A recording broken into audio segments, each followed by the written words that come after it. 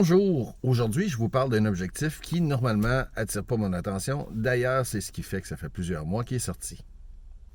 Le Canon RF 24-240. Plusieurs parlent d'un objectif 10x ou un zoom 10x, terminologie que je déteste avec une passion assez incroyable parce que, oui, ça rapproche, mais dans les faits, j'aime mieux présenter un objectif avec le fait que ça inclut un 24, un 35, un 50, un 85, un 100 et dans ce cas-ci, un 200 et même un 240 mm.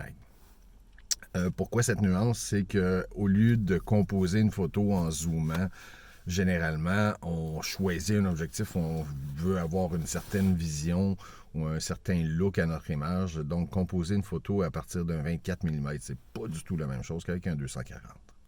Évidemment, le défi de chacun de ces super objectifs-là, où le range est tellement vaste, de passer d'un grand angle 24 mm à un téléobjectif 240 mm, évidemment, on veut que ça soit léger, on veut payer le moins cher possible, et patati, patata.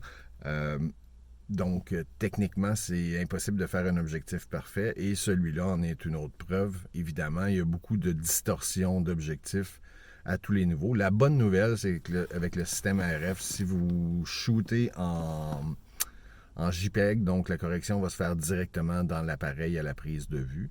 Et si vous utilisez les fichiers RAW, en Lightroom, vous allez pouvoir utiliser la correction d'objectif qui va régler tous les problèmes de vignettage et autres distorsions d'objectifs. Pour 1200 $, c'est pas un objectif qui ouvre à très très grand. Donc on parle d'une ouverture qui passe de f4 à f6.3.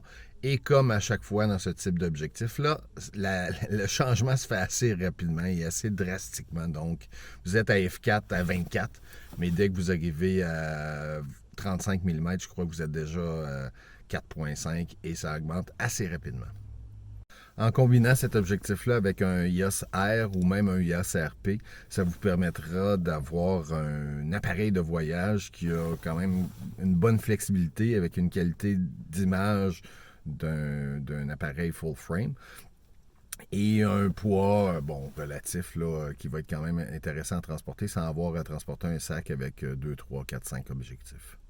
Et là, j'entends déjà des petites voix qui disent « Oui, mais Denis, il y a aussi le 24-105 qui est intéressant et qui est F4. » Effectivement, dans la vie de tous les jours, peut-être que le 300 $ de plus pour le 24-105 serait intéressant ou du moins plus intéressant.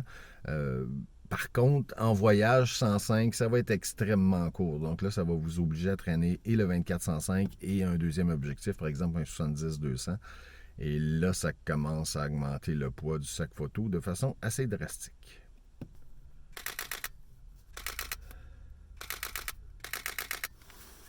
Le grand défi avec un objectif à ouverture variable comme celui-ci, c'est qu'à chaque fois que vous allez zoomer, à chaque fois que vous allez changer de focale, votre quantité de lumière, la part de lumière au capteur va être modifiée de façon assez drastique parce que on parle de 2 fois plus de lumière. Là, on parle d'un stop et un tiers, je crois, ou un stop et demi environ.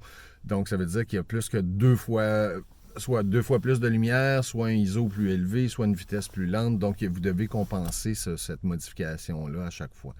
Quelques options pour vous. La première, mettez-vous en mode programme, laissez l'appareil travailler pour vous et appréciez votre voyage ou votre journée. Deuxième option serait d'utiliser un mode ISO automatique. Donc, à ce moment-là, quand vous allez changer, quand vous allez recomposer, changer de focale, l'appareil va tout simplement changer l'ISO nécessaire pour faire la photo sans que vous ayez à vous en soucier. Sans ça, vous allez passer votre temps à chercher ce qu'il faut ajuster, surtout si vous n'êtes pas très rapide et que ce n'est pas une habitude pour vous. La dernière option serait de laisser l'ouverture à 6.3.